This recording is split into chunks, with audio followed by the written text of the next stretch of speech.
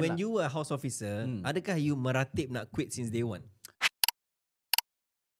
Not really. Not really, Sebab kita, macam like you say, kita tak ada option. I love my job. I love my job. I love my job. Oh ya, betul. Masa tu kita dilantik secara tetap, kita not contractual. Lepas tu masa tu yelah kita lah harapan keluarga.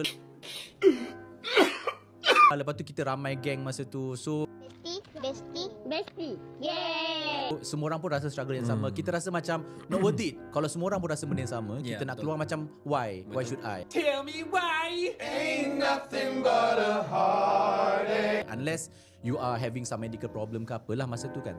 So today actually our emphasis is more on like kalau lah in the event of you keluar atau accidentally terkeluar atau macam orang kata terquit pula.